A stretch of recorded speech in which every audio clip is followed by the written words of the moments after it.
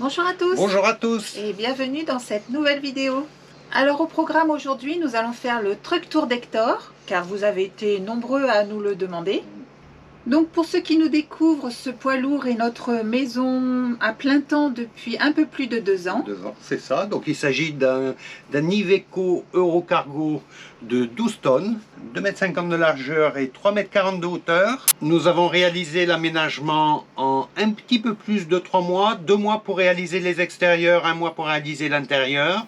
Donc les extérieurs comprennent la fabrication des caissons, la fabrication des escaliers, la fabrication des ouvertures, les travaux de carrosserie, de masticage de carrosserie sur le porteur, et 1 mois pour réaliser l'intérieur.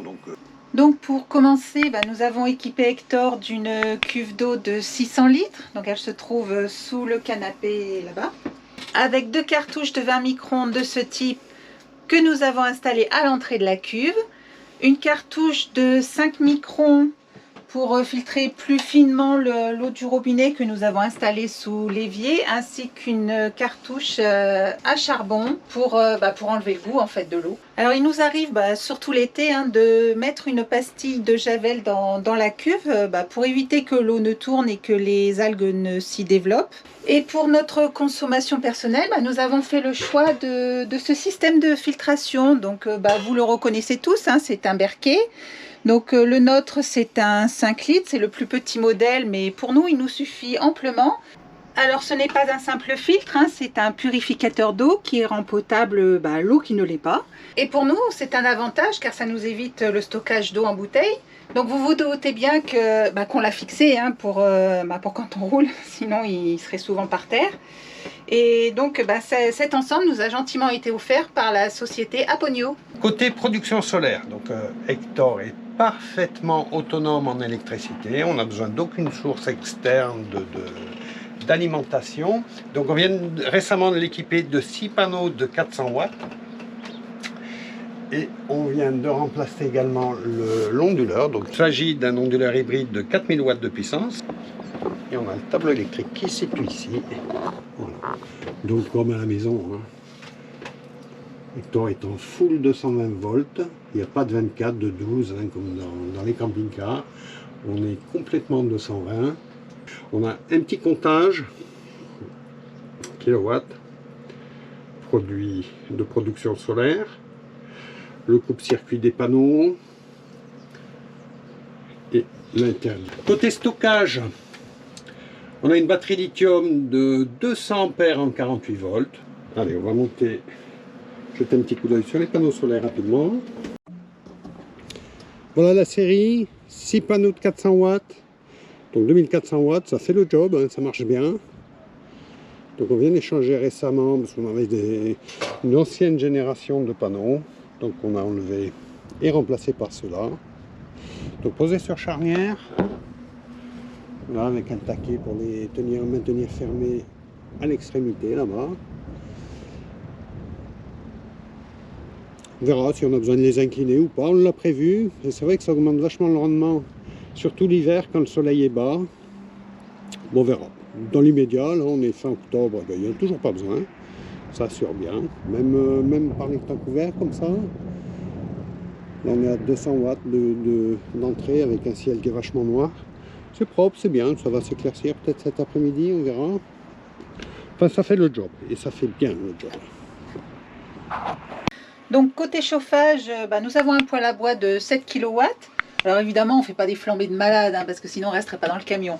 On met une dizaine de pommes de pin, ça permet de tenir à peu près 2 heures et monter en chauffe jusqu'à 24-25 dans la pièce. Donc on vient récemment de le surélever, rappelez-vous ceux qui nous suivent, le poêle était au niveau du sol. Donc là on l'a surélevé pour pouvoir nous faire un petit rangement. Et puis pour le côté pratique, puisqu'en fait on a carrément la porte directement en face de nous, donc c'est beaucoup plus pratique pour le charger. Donc nous avons un deuxième moyen de chauffage, hein. Il s'agit d'une clim donc réversible qui fait du chaud, du froid. Donc en version chaud, on l'utilise l'hiver, en fait en début de journée pour donner une petite chaleur au camion avant de lancer le poêle. Et l'été, on apprécie beaucoup puisque nous, on cherche le soleil, on ne cherche pas l'ombre. Donc le camion est toujours au soleil. Et donc qui dit soleil dit chaleur. Et je peux vous dire que ça monte bien dans le camion. Et on apprécie vraiment la clim là cet été. Elle nous a beaucoup servi.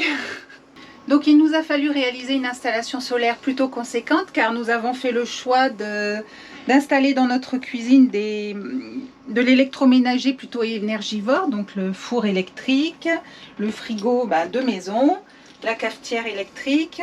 Donc tout ça demande beaucoup d'énergie, donc il faut pouvoir le fournir et le stocker.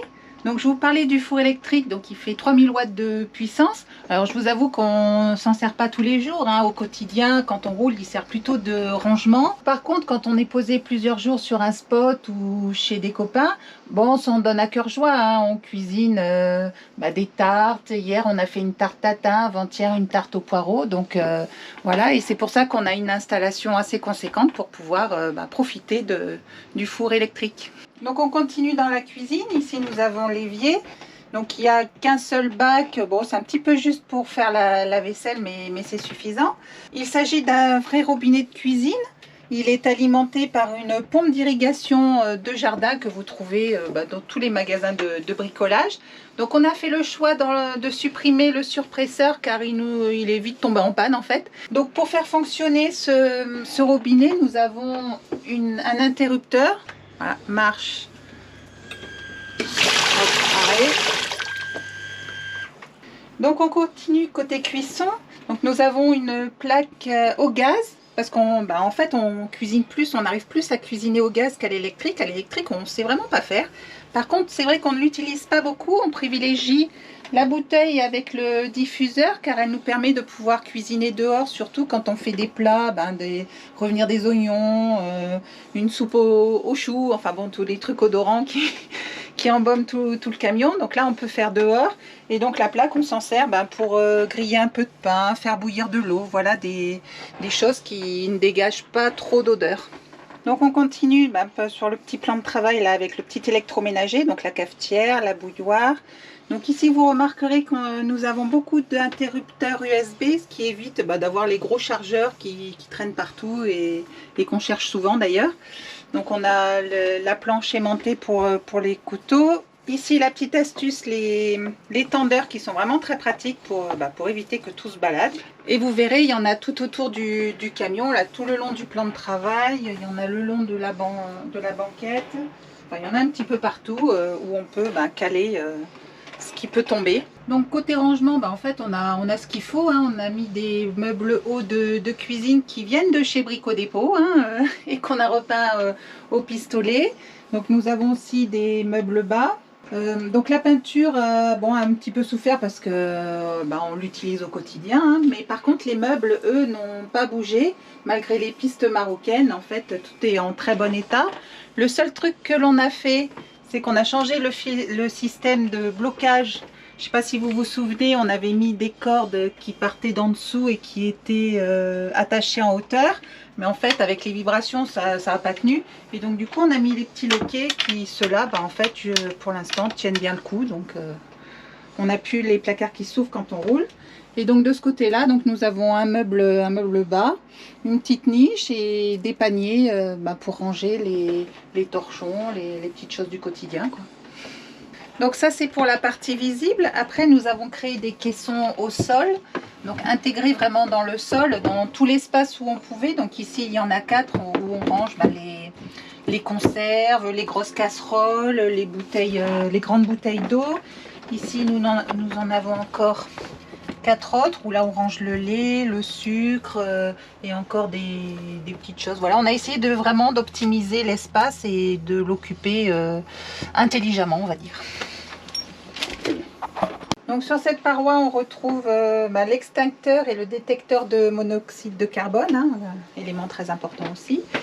Et on retrouve aussi le sas d'entrée qui pour nous est vraiment très important puisqu'on a une porte-fenêtre qui nous permet de faire rentrer la lumière tout en étant à l'abri du froid, de la pluie quand c'est le cas. Avec le petit rideau voilà, pour occulter quand on veut être tranquille. Et donc dans le sas, on retrouve la partie production d'eau chaude. Donc c'est un chauffe-eau alimenté par une bouteille de gaz. Et donc comme il est à l'extérieur, il n'y a aucun danger, c'est aéré, il n'y a pas de souci. Un petit coffre de rangement. Et donc comme on vous l'a montré en début de vidéo, l'onduleur voilà, de notre installation solaire. Donc côté déco, nous avons utilisé du lambris en bois cérusé, donc qui donne aussi une ambiance chaude. Beaucoup de bois brûlé et de la végétation pour créer ce petit côté cocon qu'on apprécie particulièrement. Voilà, des matières un peu naturelles. Allez, on continue. On va passer à la partie couchage et salle de bain.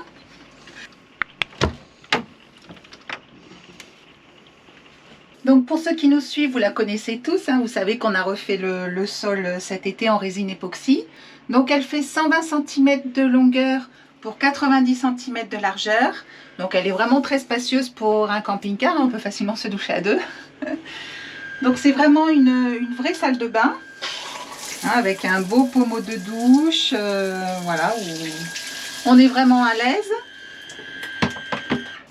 Et donc le plus gros chantier qu'on a eu dans cette salle de bain, ça a été le sol que l'on a refait cet été, donc en résine époxy, avec un décor naturel, donc les coquillages que vous voyez partout, on les a ramassés sur la plage.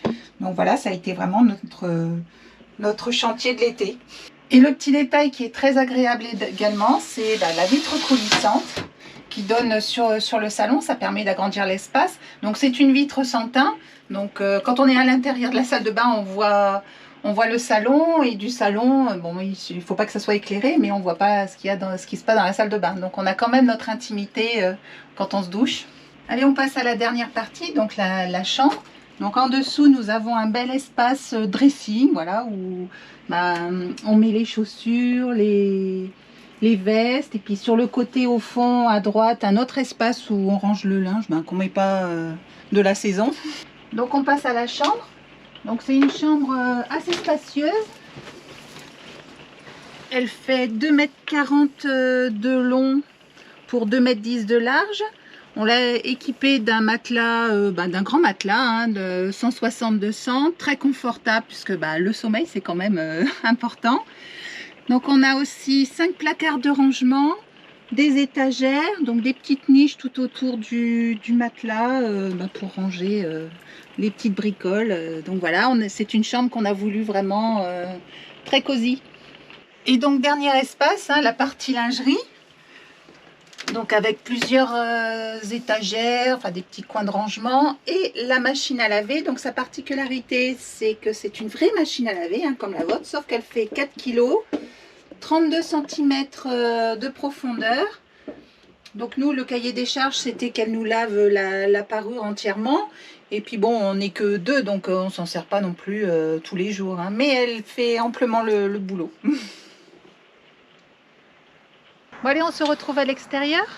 Donc pour accéder à Hector, nous avons deux moyens.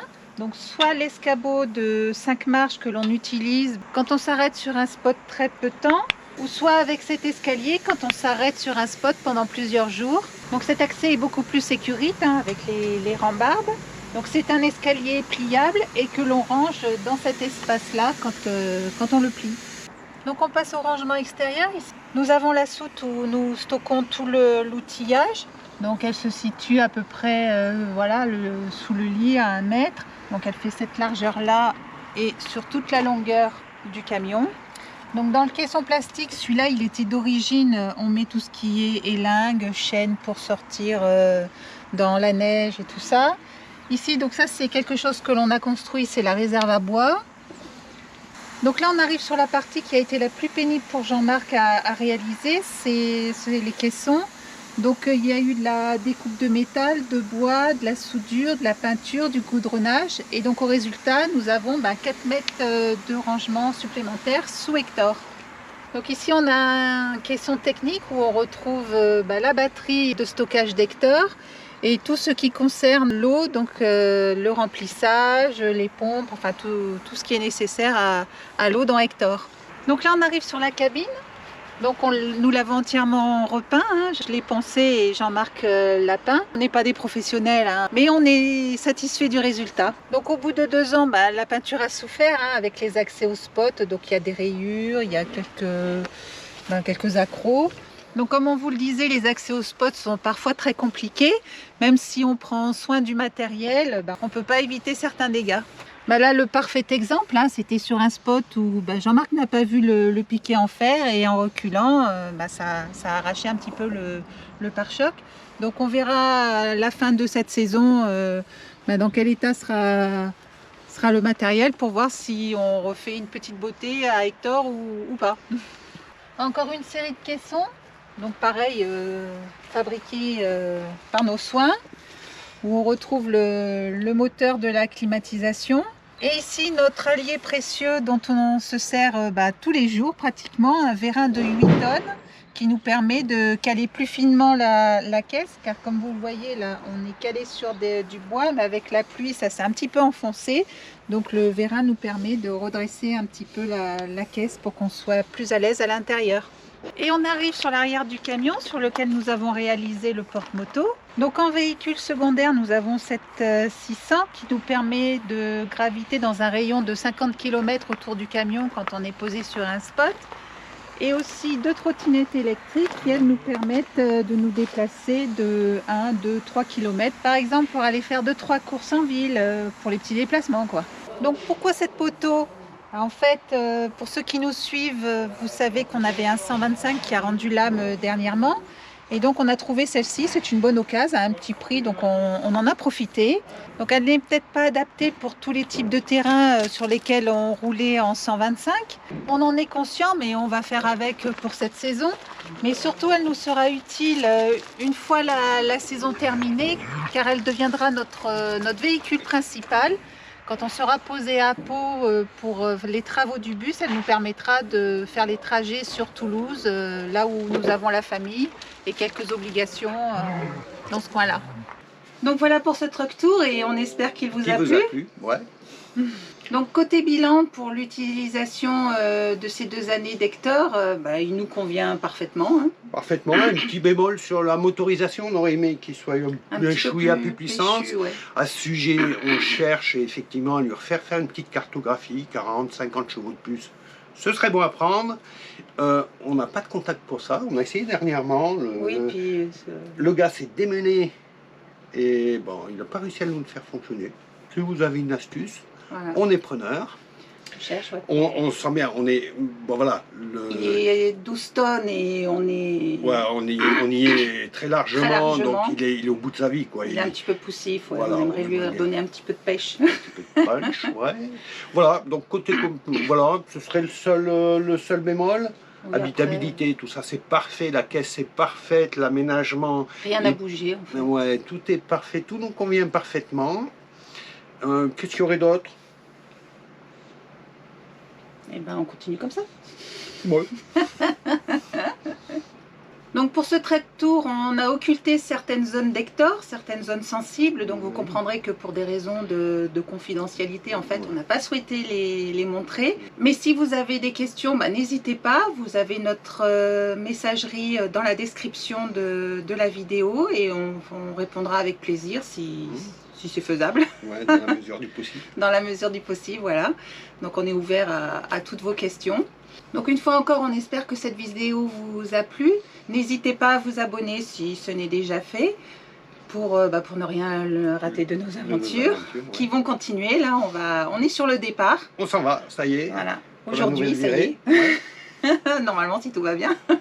Mais on s'en va aujourd'hui, voilà, pour notre 3e virée hivernale. À bientôt. Allez, à bientôt.